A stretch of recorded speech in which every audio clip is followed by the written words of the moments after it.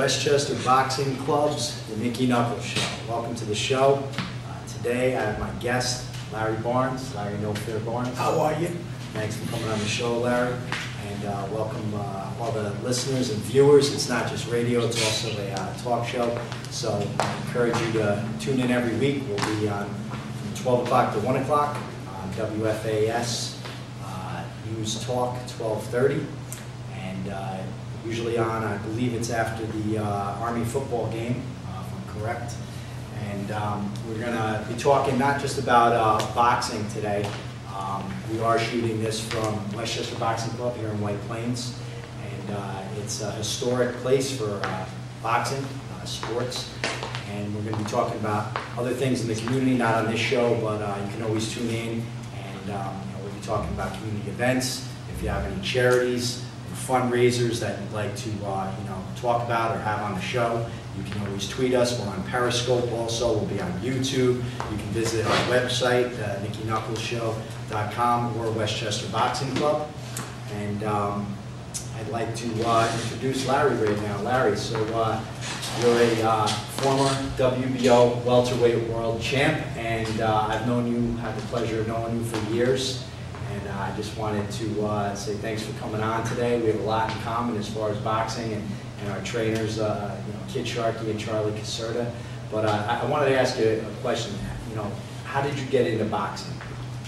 Well, being around Kid Sharkey, always going to Tibbetts Brooks, watching all those guys like Ronaldo Snipes, Doug DeWitt, watching these guys run 60, 70 miles a week. And I always asked myself, I said, wow, how can I be a part of that? So, I started talking to Kid Sharkey. This is early 1980, 79. So he told me to come to the gym. At that time, the gym was on Yonkers Avenue, right across the street from the gas station. And that's where I began to learn my skill and my craft of boxing.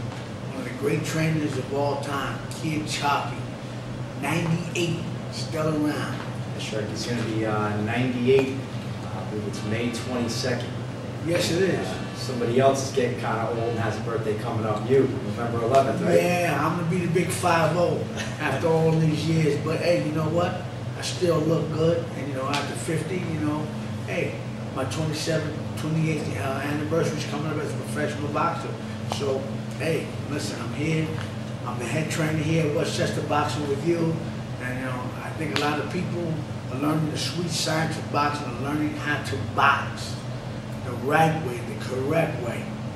So, I'm glad that you give me the opportunity to come up here to share my craft, and it's been exhilarating. Yeah, it's a pleasure having you, and we're going to talk more about that later on in the show, about actually how that came about, you transitioning from a professional boxer into a professional trainer.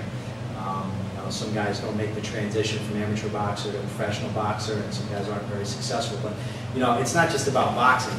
You were a championship diver. A lot of people don't know that. You were also a basketball coach, a football coach, very accomplished, and gym teacher at Mount Vernon High School. I really, I think that you would have been a professional in whichever path that you chose, whichever road you went down. But what made you decide to take that path, the boxing versus the football, which you have a passion for, the basketball?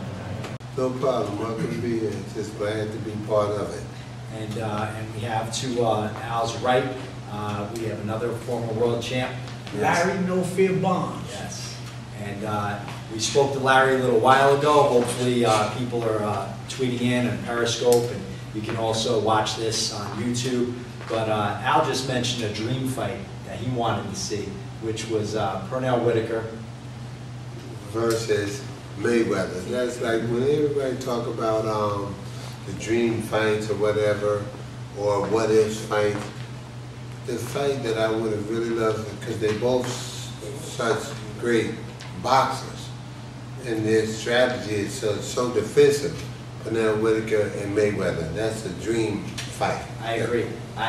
You were recently down in Atlantic City, and the last time I was down in Atlantic City I was down there with Sweet Pea Pernell Whitaker, and I would have loved if Larry had gotten the opportunity to fight Purnell back in the day, and Larry ended up fighting Felix Trinidad, and things didn't work out great for you in that fight. But you fought in Atlantic City a bunch of times, you fought at the Garden a bunch of times, and I think that I would have loved to have seen Larry Barnes versus Mayweather also. I think that would have been a great fight. Larry, how do you think you would have done against Mayweather? The weight class back then when I was the #1 contender was stacked. The weight class now is stacked. I thought maybe he probably would have given me my hardest challenge, or I probably would have given him his hardest challenge in my best day. At one time, Roger Mayweather was my sparring partner for a fight or two. We fought on a lot of cards, so I'm pretty adapted to the Mayweather style. But right now, I like what he's doing. He's a real nice businessman. He's doing everything the right way. So they're gonna be haters out there, but hey, kudos to the guy. The guy's done everything right so far. Now, I wanted to talk about Al's career for a second. Al, you were IBF Cruiserweight World Champ. You were also on the All-Army Boxing team. I believe you were on the Olympic team also. Tell us about all that. Well, I was just blessed, actually, sport. It was kind of funny. I really hated boxing. I thought boxing was the dumbest sport in the world, and my sport is actually football. And so that was my favorite sport, and then I'm like, friends always tried to get me to box, and I'm like, that is the stupidest, dumbest sport ever. What kind of sport is getting hit in the face?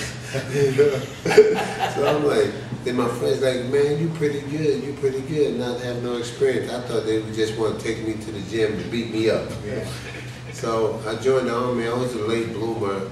I joined the Army, and when I was 20 is when I first started boxing.